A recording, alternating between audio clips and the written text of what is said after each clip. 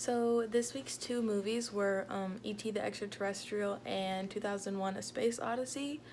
For E.T., I really thought that Hogarth's function of myth, or Hogarth's theory that the function of myth is to provide food, really related to this movie, and the fact that E.T. Is a botanist and botany gives life. Therefore, you can kind of see E.T. as the vegetation god in that sense. And also in the movie, E.T. performs magic. He heals a pot of flowers. He kind of like telekinetically connects to Elliot's mind, and they feel the same things. When E.T. gets sick, Elliot is also sick until E.T. kind of like cuts off the mind link. So there's magic in that sense.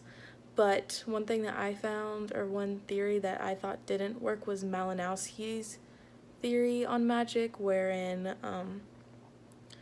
magic is like spoken and chanted, and then it has to be done, and that I don't remember exactly the wording, but basically like it had to be for like some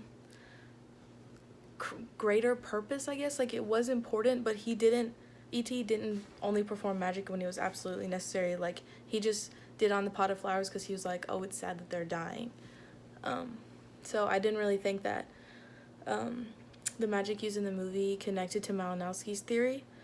And I thought that E.T., specific to the filmmaking aspects of the movie and how the filmmaking came across on getting the point of the movie across, I thought that E.T., the way that they actually like created E.T., he seemed like friendly, not necessarily scary. Therefore, the purpose was met because he seemed kind and human friendly, and I think the point was to establish a connection between the alien and the human.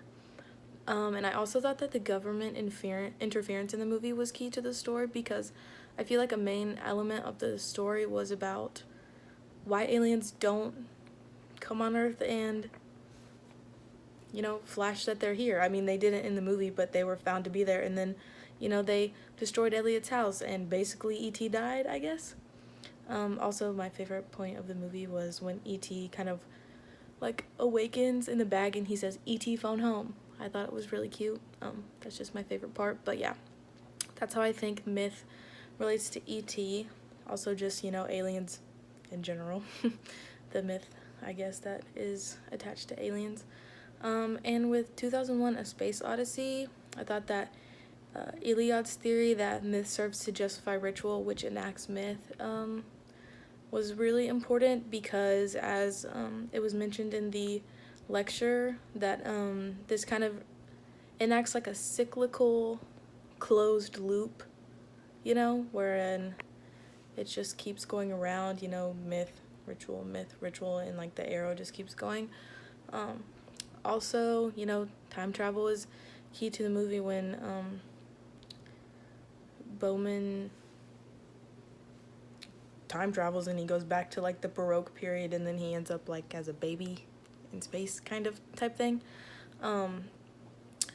Also, Malinowski's theory that myth spurs obedience, I thought was important, because when they're in space, Hal seems obedient to the mission, whereas Bowman at first seems obedient to the humans on Earth, and then to the humans in space, and then just obedient to himself.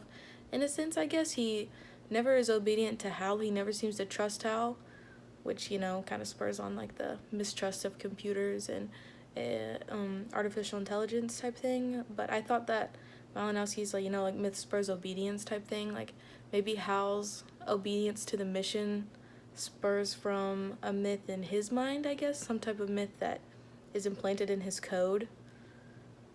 And I don't know, I just thought that was interesting. Anyway, those are my thoughts.